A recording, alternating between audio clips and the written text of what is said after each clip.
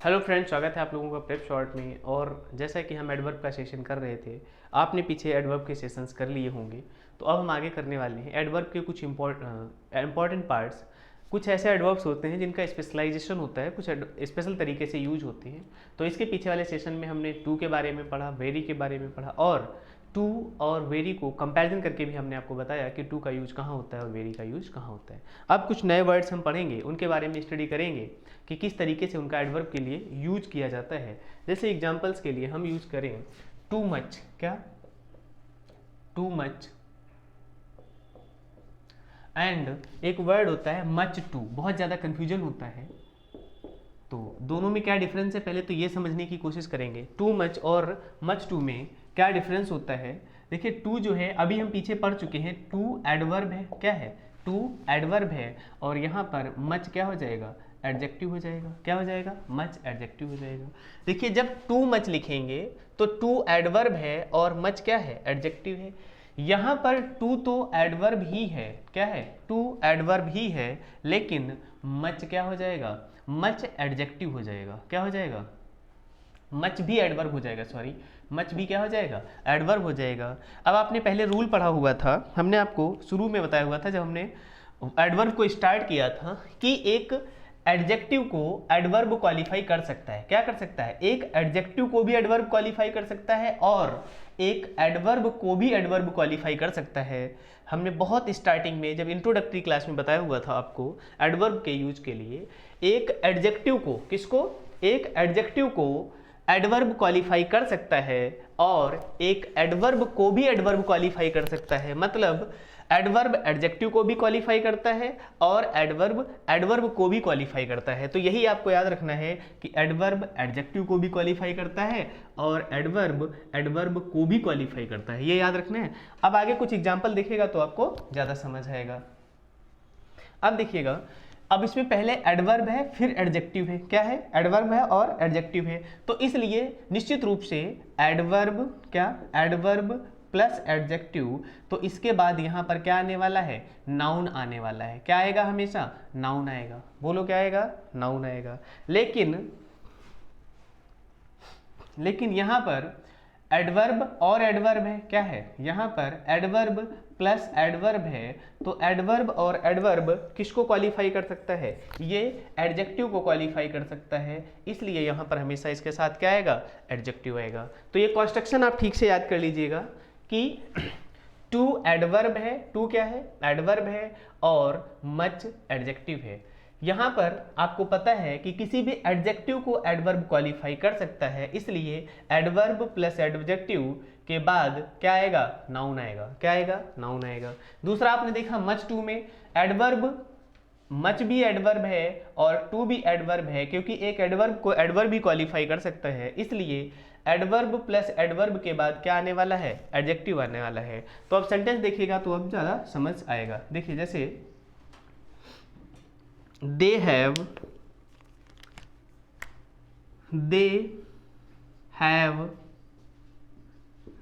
too much problem।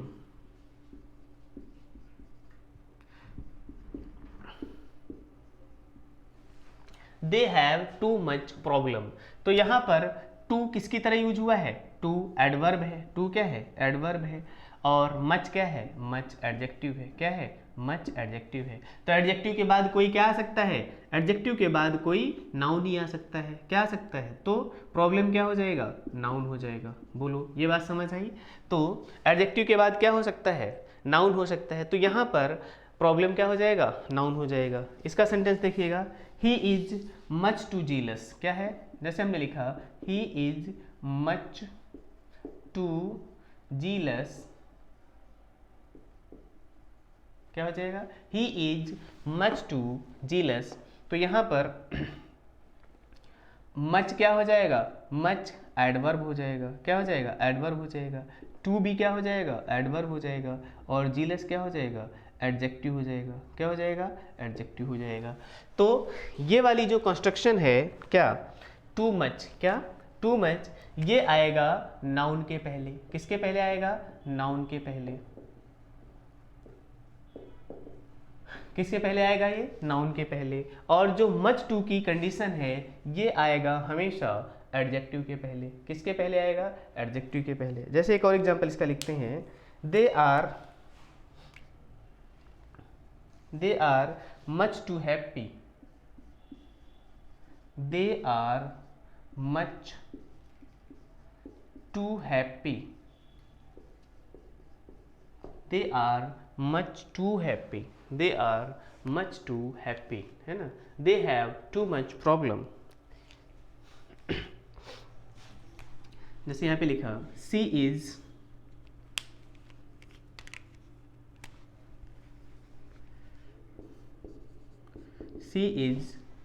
To much busy.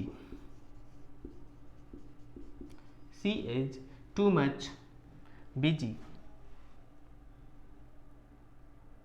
नहीं, she is too much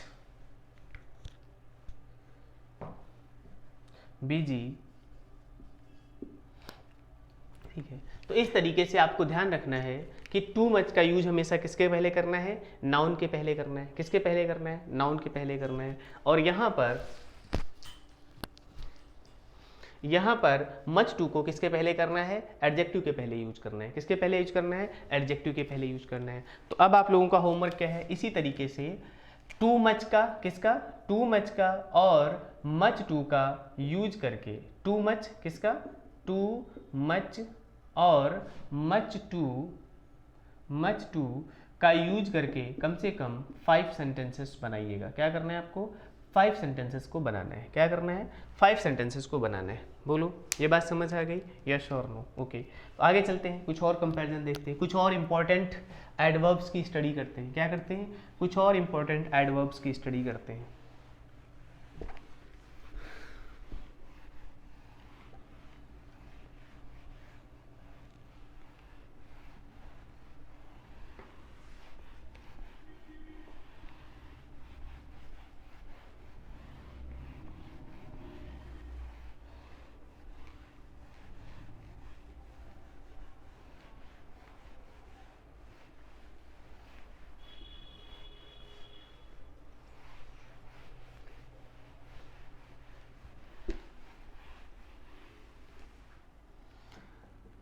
आगे देखिएगा,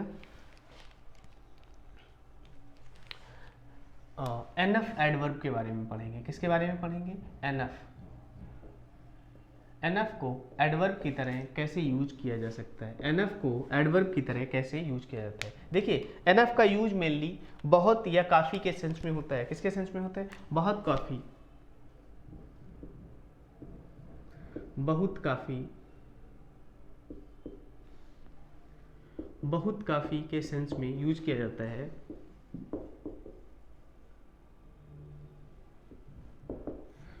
enough का यूज, एनफ एडवर्ब का यूज बहुत काफी के सेंस में यूज किया जाता है।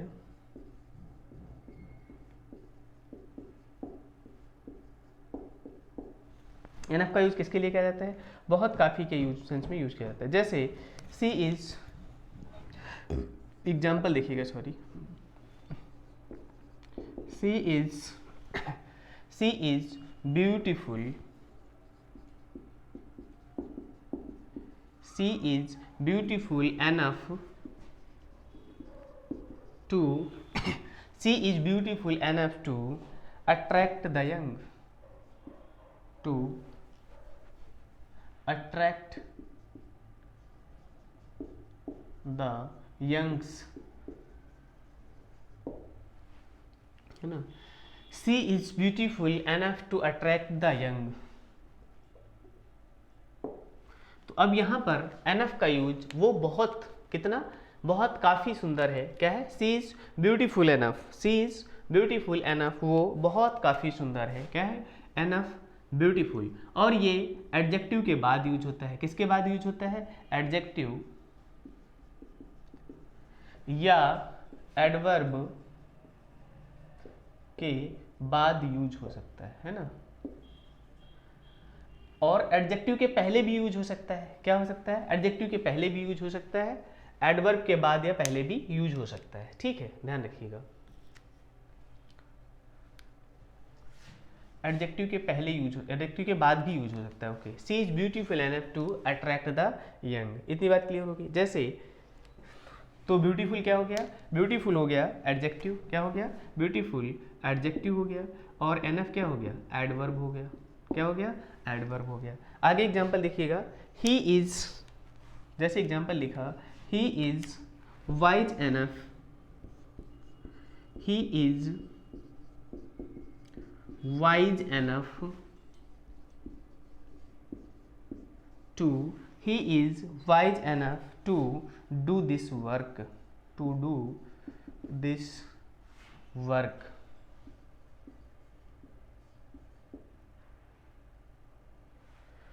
he is wise enough to do this work, क्या हो जाएगा, he is wise enough to do this work। Clear हो गया। तो एनएफ का यूज इस तरीके से हम क्या कर सकते हैं, एनएफ का यूज हम एडजेक्टिव के बाद, किसके बाद, एडजेक्टिव के बाद बहुत काफ़ी के सेंस में, किसके सेंस में, बहुत काफ़ी के सेंस में, किस सेंस में, बहुत काफ़ी, जितना जरूरत है उतना, क्या, जितना जरूरत है, जितना जरूरत है उतना,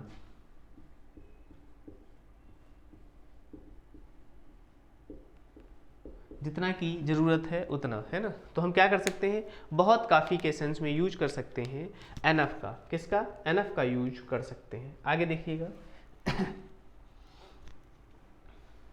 आगे देखिएगा, इसी में आगे देखिएगा, एनएफ का प्रयोग किसका, एनएफ का प्रयोग,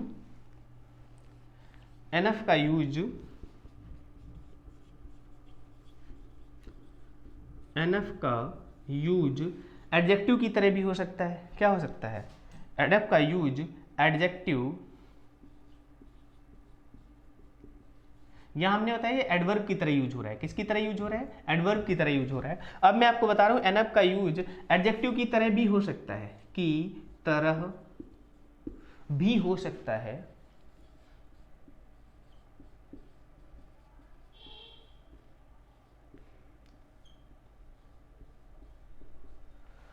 एनएफ का यूज एडजेक्टिव की तरह भी हो सकता है, किसकी तरह यूज हो सकता है, पर्याप्त के सेंस में, किस सेंस में, पर्याप्त के सेंस में।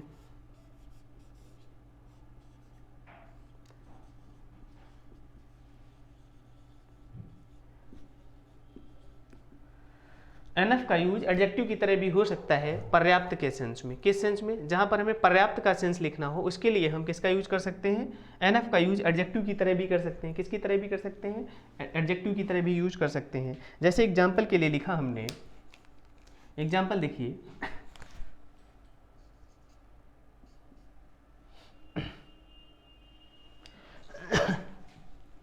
Example, there is enough sugar, there is enough sugar, there is enough sugar,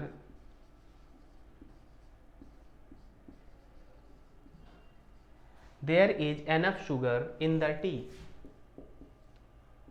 in the tea। चलिए एक बार देख लीजिएगा ध्यान से, है ना, रिकैप कर लेते हैं। क्या लिखा हमने, एनएफ का यूज हम एडवर्ब की तरह करते हैं, किसकी तरह करते हैं, एनएफ का यूज हम एडवर्ब की तरह करते हैं, लेकिन एडवर्ब के लिए जब यूज करते हैं हम एनएफ का, तो जितना जरूरत है उतना बहुत काफ़ी के सेंस में, किसके सेंस में, जितना जरूरत है उतना या बहुत काफ़ी है, कम से कम उतना है के सेंस में यूज किया जाता है। एडजेक्टिव और एडवर्ब के बाद में भी यूज हो सकता है इसका। जैसे यहाँ एग्जाम्पल लिखा हमने, सी इज ब्यूटीफुल एनफ, वो इतनी एनफ या पर्याप्त ब्यूटीफुल है टू अट्रैक्ट द यंग, जिससे यंग को अट्रैक्ट किया जा सके, क्या किया जा सके, यंग को अट्रैक्ट किया जा सके। तो सी इज ब्यूटीफुल एनफ, क्या, she is beautiful enough to attract the young. तो ब्यूटीफुल क्या हो जाएगा, एडजेक्टिव हो जाएगा, और एनफ क्या हो जाएगा, इसमें एडवर्ब हो जाएगा। आगे देखिएगा, एग्जाम्पल लिखा जैसे हमने, he is wise enough, he is wise enough, क्या लिखा हमने, he is wise enough, he is wise enough to do this work, he is wise enough to do this work. अब हमने आपको बताया कि यहाँ तो हमने बताया एनएफ का यूज एडवर्ब की तरह हो रहा है, लेकिन हम यहाँ कह रहे हैं एनएफ का यूज एडजेक्टिव की तरह भी हो सकता है। किसकी तरह हो सकता है? एनएफ का यूज एडजेक्टिव की तरह भी हो सकता है। एग्जाम्पल देखिएगा, पर्याप्त के सेंस में। एग्जाम्पल देखिएगा, there is enough sugar in the tea. क्या बोला हमने? There is enough sugar in the tea.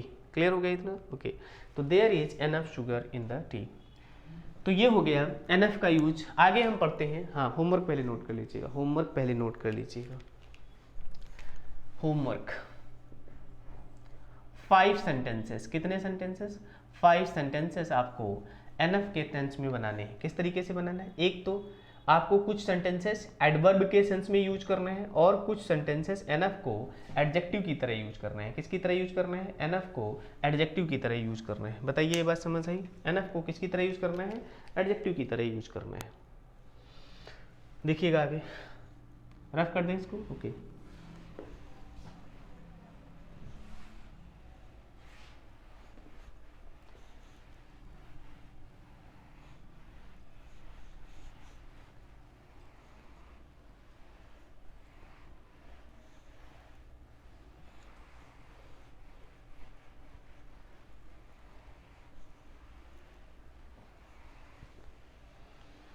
तो आप लोग सेंटेंस बीच में बनाते रहिएगा, है ना।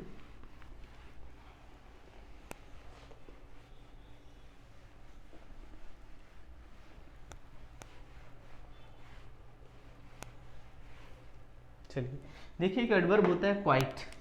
क्या होता है? एडवर्ब होता है क्वाइट। एक एडवर्ब होता है क्वाइट। क्या होता है? क्वाइट एडवर्ब है। क्या है? एडवर्ब है। इसका मतलब होता है फुली या कंप्लीटली। इसका मतलब क्या होता है? क्वाइट का मतलब क्या होता है? फुली या कंप्लीटली। क्या होता है? Completely.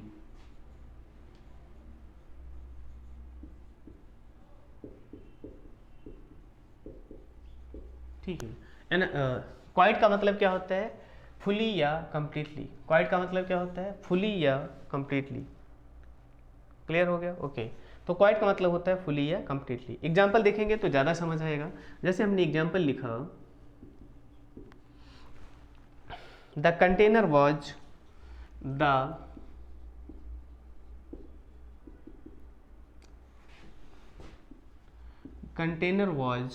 Quite empty. The container was quite empty. The container was quite empty. अब यहाँ पर देखिएगा, इसका मतलब है कंटेनर पूरी तरीके से क्या था? खाली था। कंटेनर पूरी तरीके से खाली था। तो क्वाइट एडवर्ब की तरह यूज हुआ है। किसकी तरह यूज हुआ है? एडवर्ब की तरह यूज हुआ है। और ये एम्प्टी क्या है? यहाँ पर एम्प्टी वर्ब है। क्या है? एम्प्टी वर्ब है। तो वर्ब को क्वालिफाई कर रहा है कौन? क्वाइट क्वालिफाई कर रहा है। The container was quite empty. क्या लिखा?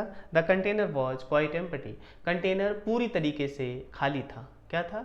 The container was quite empty. Container पूरी तरीके से खाली था। देखिए, आपको कुछ वर्ड और क्वाइट के होते हैं जो जिनका प्रोनाउंसिएशन तो सेम लगता है, लेकिन उनमें क्या होता है? डिफरेंस होता है। वैसे चलिए वर्ड लिखिए, फिर मैं बताता हूँ क्या कहना चाहता हूँ।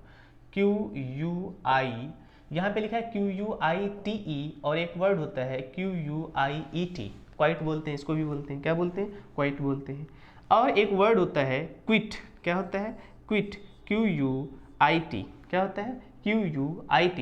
देखिएगा, बहुत कम डिफरेंस है। यहाँ पर है QUITE, यहाँ पर है QUIET, और यहाँ पर है QUIT।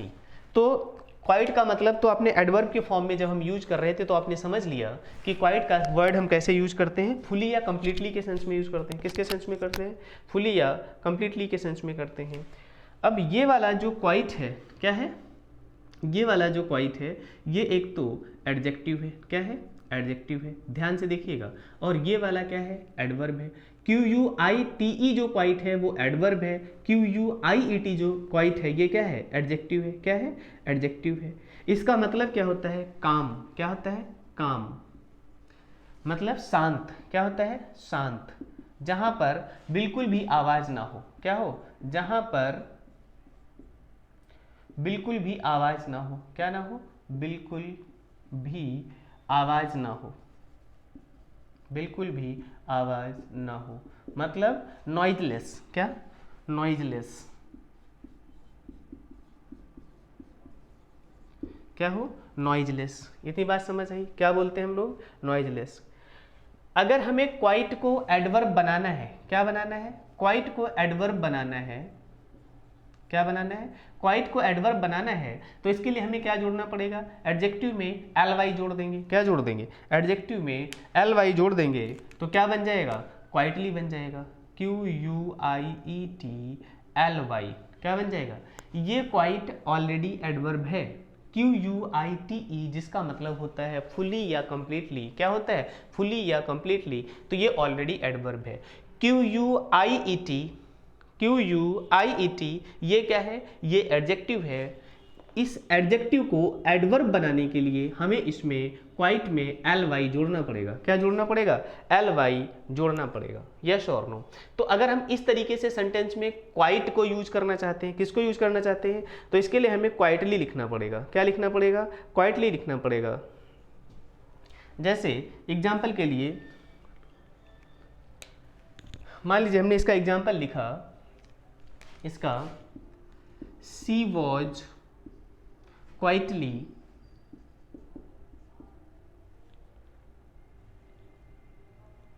she was quietly reading in her room, she was quietly reading in her room। तो ये पहले तो बस आप मीनिंग समझ लीजिएगा, Q U I T E quite का ये एडवर्ब के फॉर्म में यूज किया कि जिसका मतलब फुली या कंप्लीटली होता है। यहाँ पर जो क्वाइट यूज किया गया है वो एडजेक्टिव है, क्या है, इसका मतलब होता है काम या शांत, क्या होता है, काम या शांत। बोलो ये बात समझ आ गई, काम या शांत। जहाँ पर बिल्कुल भी आवाज़ ना हो उसे हम नॉइजलेस कह सकते हैं, क्या कह सकते हैं, नॉइजलेस। लेकिन यहाँ पर क्विट का मतलब क्या होता है, इस क्विट का मतलब होता है फ्री करना, क्या करना, फ्री करना या मुक्त कर देना, क्या कर देना, मुक्त कर देना।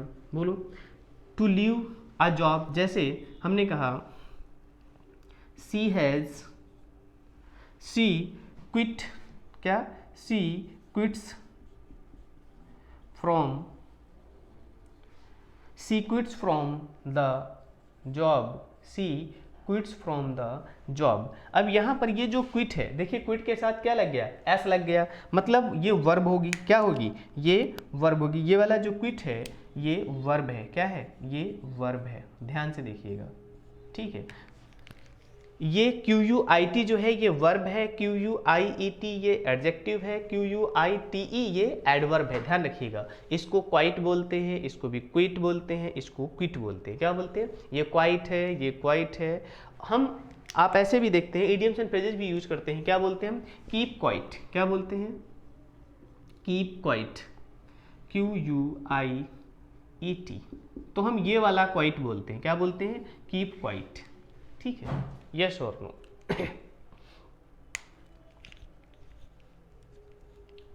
क्लियर हो गई इतनी बात।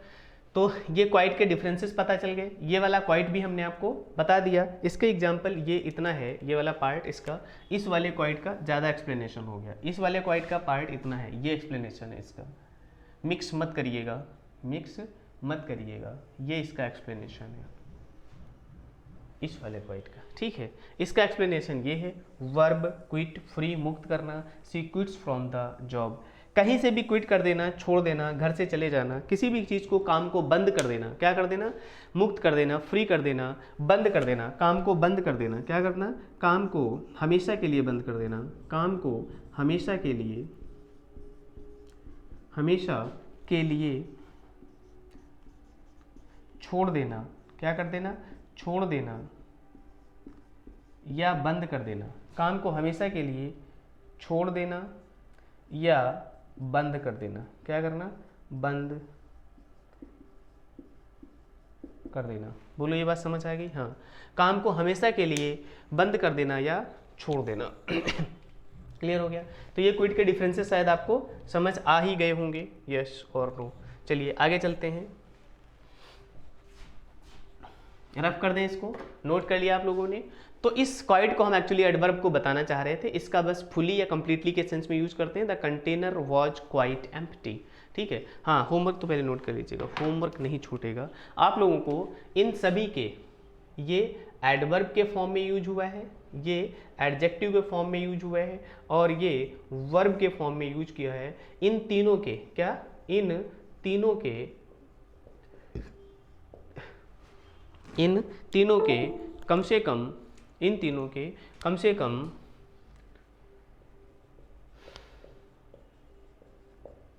2-2 सेंटेंस बनाइएगा। क्या करिएगा, 2-2 सेंटेंस बनाइएगा। इन तीनों के कम से कम 2-2 सेंटेंस बनाइएगा, पार्टिसिपेट कीजिएगा। अगर आप पार्टिसिपेट नहीं करेंगे तो आपको बहुत दिनों तक याद रहने वाला नहीं है। चलिए आगे देखें, रफ कर दे इसको। होपफुली आप लोगों ने नोट कर लिया होगा, समझ भी आ गया होगा, यस और नो। ओके, तो आगे देखते हैं।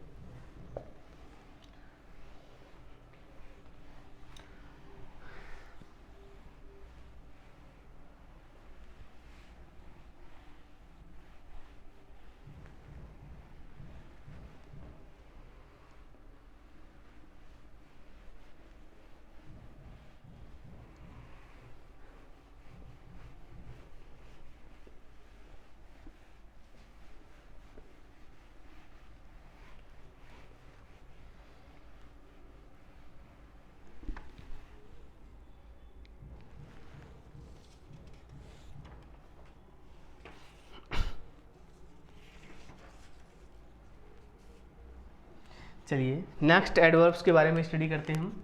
एक एडवर्ब है हमारा फेयरली, क्या है, एडवर्ब है फेयरली,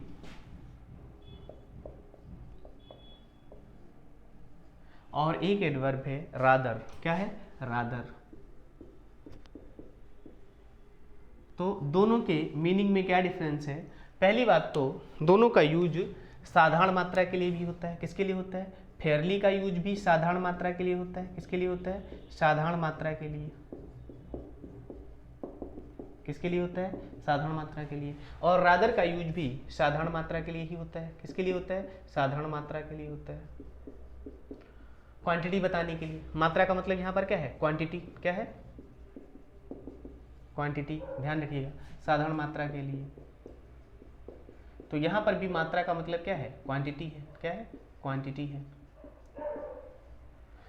यहाँ पर भी फेयरली का मतलब क्या है, क्वांटिटी है, साधारण मात्रा के लिए, और ये भी किसके लिए, साधारण मात्रा के लिए। आगे देखिएगा, आगे है दोनों का यूज इसका प्लीजेंट कंडीशन के लिए होता है। फेयरली का यूज किसके लिए होता है, प्लीजेंट कंडीशन के लिए होता है।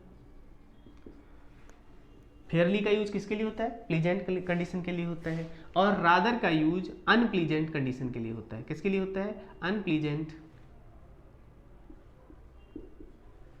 फेयरली का यूज किसके लिए होता है, प्लीजेंट कंडीशन के लिए होता है, और रादर का यूज किसके लिए होता है, अनप्लीजेंट कंडीशन के लिए होता है। ओके, फेयरली का यूज फेवरेबल कंडीशन के लिए होता है। किसके लिए होता है, फेवरेबल कंडीशन के लिए होता है, फेवरेबल कंडीशन में होता है। किस में होता है, फेवरेबल कंडीशन में होता है। में या के लिए होता है, एक ही मतलब है ना, फेवरेबल कंडीशन के लिए होता है। और रादर का यूज अनफेवरेबल कंडीशन के लिए होता है। किसके लिए होता है, अनफेवरेबल कंडीशन के लिए होता है। रादर का यूज किसके लिए होता है, अनफेवरेबल कंडीशन के लिए होता है। रादर का यूज किसके लिए होता है, अनफेवरेबल कंडीशन के लिए होता है। इतनी बात समझ आ गई। तो पहले तो आप समझिए, जहां भी अच्छे का सेंस आएगा, कुछ किसका सेंस आएगा, अच्छे का सेंस आएगा, तो वहां पर हमें किसका यूज करना है, फेयरली का यूज करना है। रादर का यूज हमें अनप्लीजेंट सिचुएशन के लिए करना है। किसके लिए करना है, अनप्लीजेंट सिचुएशन या कंडीशन के लिए करना है। फेयरली का यूज हमें फेवरेबल कंडीशंस के लिए करना है। किसके लिए करना है, फेवरेबल कंडीशंस के लिए करना है। और रादर का यूज अनफेवरेबल कंडीशन के लिए करना है। किसके लिए करना है, एग्जाम्पल लिखेंगे तो आपको ज्यादा समझ आएगा। जैसे एग्जाम्पल लिखा हमने, ही इज, क्या लिखा, he is fairly intelligent, he is fairly intelligent.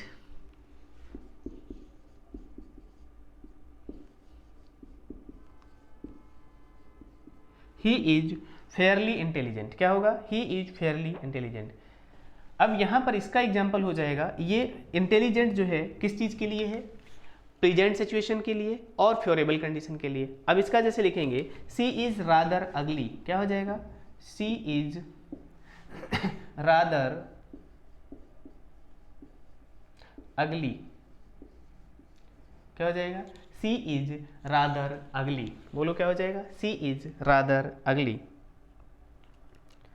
तो यहां पर आप देखेंगे रादर के साथ, किसके साथ, रादर के साथ, रादर एडवर्ब के साथ अगली का यूज हुआ है, किसका यूज हुआ है, अगली का यूज हुआ है।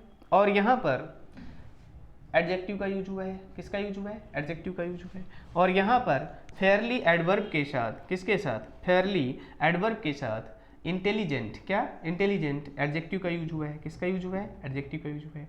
तो ये फेवरेबल कंडीशन के लिए या प्लीजेंट सिचुएशन के लिए, किसके लिए, और रादर का यूज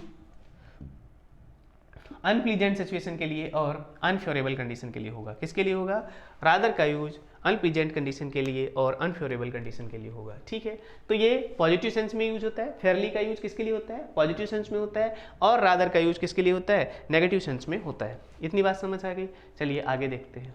यहाँ तक क्लियर हो गया, ओके।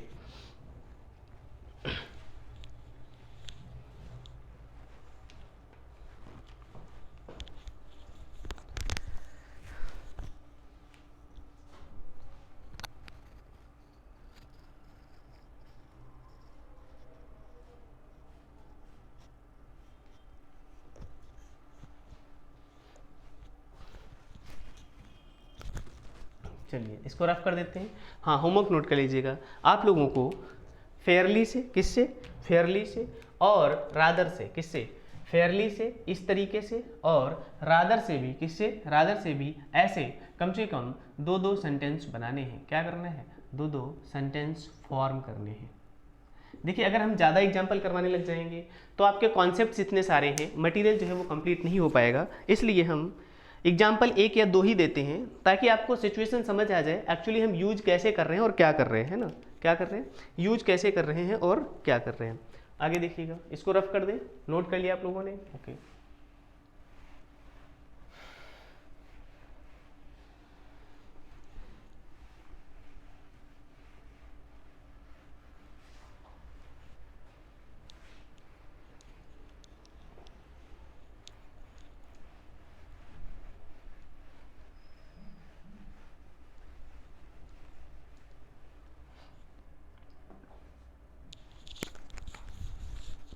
नेक्स्ट एडवर्ब जो है हम येट के बारे में स्टडी करने वाले हैं। किसके बारे में, येट के बारे में स्टडी करने वाले हैं। बहुत बार कन्फ्यूजन होता है आप लोगों को कि येट क्यों यूज किया गया है, कहाँ यूज होता है येट का, येट क्यों यूज किया गया है और येट का यूज कहाँ होता है। तो बहुत बार आप लोगों को कन्फ्यूजन होता है कि येट का यूज कहाँ और क्यों होता है। देखिएगा आज हम फाइनली समझ लेंगे कि येट का यूज कहाँ कहाँ करना चाहिए।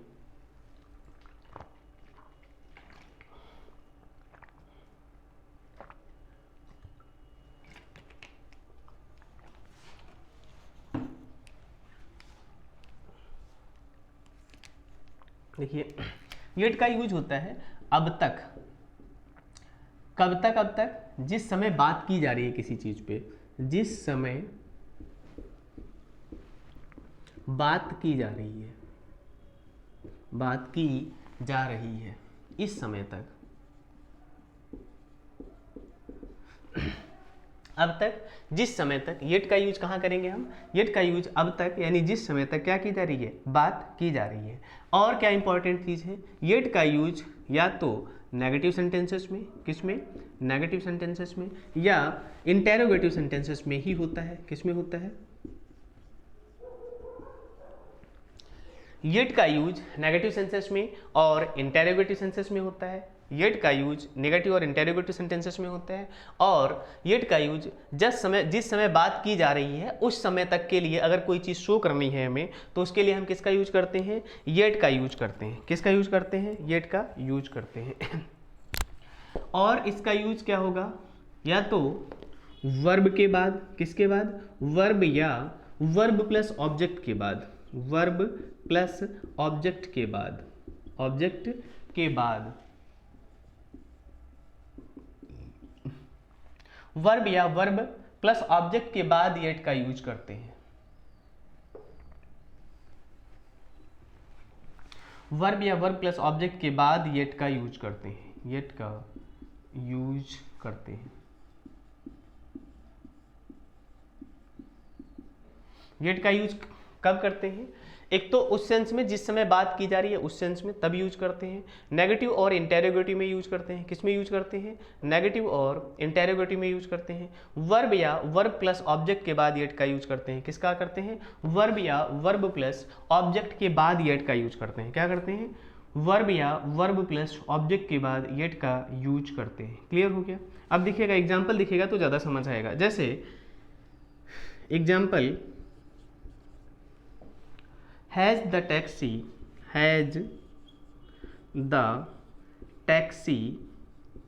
arrived yet? has the taxi arrived yet? अभी जब हम बात कर रहे हैं, क्या अब तक टैक्सी आ चुकी है? अभी जब हम बात कर रहे हैं, जब हमें ज़रूरत है has the taxi arrived yet, क्या अब तक टैक्सी आ चुकी है? हम किसकी बात कर रहे हैं? टैक्सी की बात कर रहे हैं। तो टैक्सी की बात किस सेंस में कर रहे हैं? Has the taxi arrived yet, क्या टैक्सी अभी तक आ चुकी है? Is C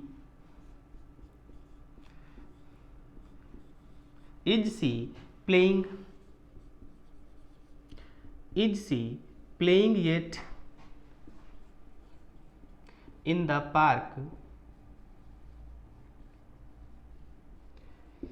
is she playing yet in the park, क्या वो अभी भी पार्क में खेल रही है? जब तक हम बात कर रहे हैं, क्या वो अभी भी पार्क में खेल रही है? तो इस सेंस में हम किसका यूज करते हैं? येट का यूज करते हैं। Has the taxi arrived yet? Has the taxi arrived yet? Yes और no? Has the taxi arrived yet? Is she playing yet in the park? In the park space है, आपको पता है, आपने पहले भी पढ़ा हुआ है। जो प्लेस होता है, जो टाइम होता है, वो सेंटेंस में सबसे बाद में यूज करते हैं। कहाँ करते हैं? सबसे बाद में करते हैं। तो इज सी प्लेइंग येट, क्या वो अभी भी पार्क में खेल रही है? एक चीज और ध्यान दीजिएगा, येट का यूज, किसका? येट का यूज केवल प्रेजेंट टेंस में होता है, पास्ट टेंस में नहीं होता है। ये हो गए इंटेरोगेटिव सेंटेंस। कैसे सेंटेंस हो गए? Interrogative sentence. एक और बात लिख लीजिएगा, क्या? येट का यूज केवल किसमें? केवल प्रेजेंट टेंस में होता है। किस में होता है? प्रेजेंट टेंस में होता है। प्रेजेंट टेंस में होता है। प्रेजेंट टेंस में होता है, पास्ट टेंस में नहीं। किस में? पास्ट टेंस में नहीं। येट का यूज केवल प्रेजेंट टेंस में होता है, पास्ट टेंस में नहीं। किस में नहीं होता है? पास्ट टेंस में नहीं। तो ये इंटेरोगेटिव के एग्जांपल देखे आपने। किसके एग्जांपल देखे? इंटेरोगेटिव के एग्जांपल देखिए। नेगेटिव के एग्जांपल देखिए। इसको रफ कर देते हैं, आगे देखिएगा।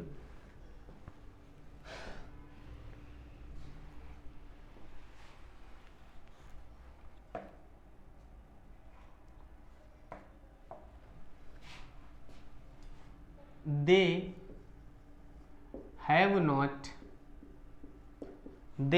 have not finished their homework. They have not finished their homework. ये आप लोगों के लिए है। They have not finished their homework.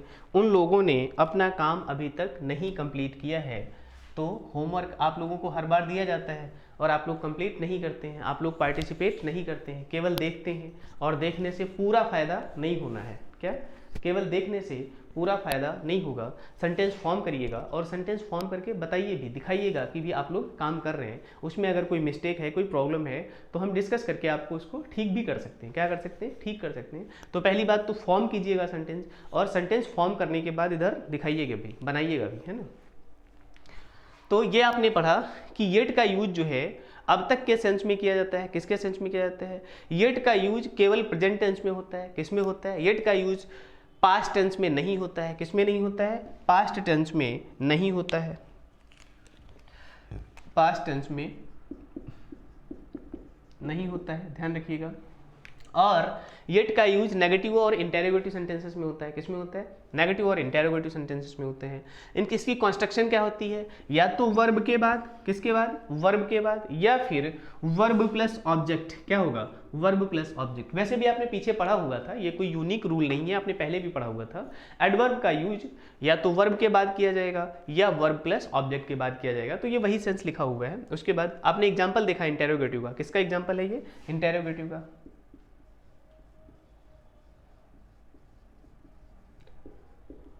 Interrogative का एग्जाम्पल है क्या? Has the taxi arrived yet? क्या टैक्सी अभी तक आ चुकी है ना? Is she playing yet? क्या वो अभी भी खेल रही है? Is she playing yet in the park? क्या वो अभी भी पार्क में खेल रही है? क्लियर हो गया? तो इस तरीके से आपने देखा कि हमने येट के यूज को समझा। किसको समझा? येट के यूज को समझा। इतना समझ आ गया? आप लोगों का होमवर्क देखिए, अभी यहाँ पे लिखा हुआ है हमने, they have not finished their homework. मुझे पता है आप लोगों ने होमवर्क कंप्लीट नहीं किया, इसलिए मैंने जानबूझ के ये सेंटेंस आप लोगों के लिए लिखा है। ये वार्निंग है, they have not finished their homework.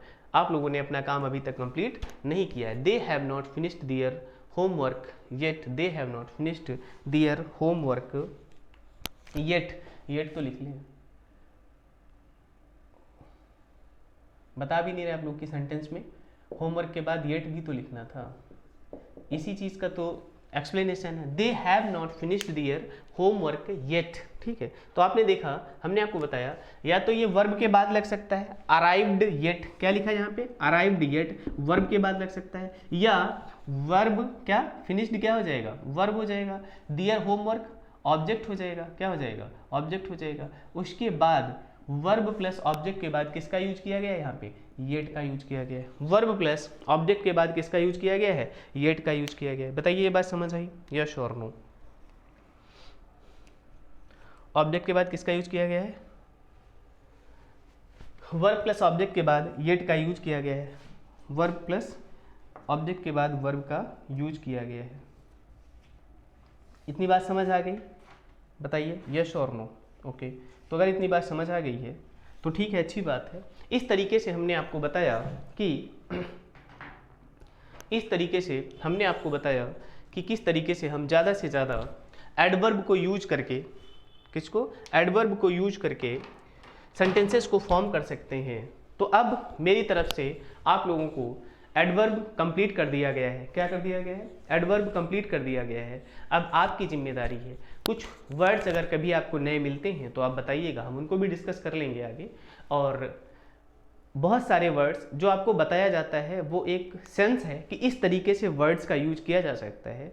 अंतिम कभी भी कोई भी चीज़ नहीं होती, उसके आगे भी बहुत सारी चीज़ें होती हैं। इसलिए मैं आपको हमेशा बोलता हूँ कि जब भी आप नोट्स बनाएं, क्या बनाएं? नोट्स बनाने की भी आप लोगों को प्रॉब्लम होती है। बहुत बार आप लोग पूछते रहते हो कि नोट्स कैसे बनाएं, क्या करें, नोट्स कैसे बनाएं। तो नोट्स बनाते समय जैसे हमने ये एडवर्ब का लिखा, इतना लिखने के बाद आप 1-2 पेज छोड़ दीजिएगा। अब हम न्यू लेसन स्टार्ट करने वाले हैं नेक्स्ट सेशन में। तो जब भी हम न्यू लेसन स्टार्ट करें, आप न्यू लेसन पढ़ना शुरू करो तो क्या करो कि 1-2 पेज छोड़ दो। उसमें हो सकता है बहुत सारे वर्ड अभी आपको आगे मिलेंगे जिनको एडवर्ब की तरह हमें कैसे यूज करना है वो समझने के लिए आप नोट कर सकते हैं।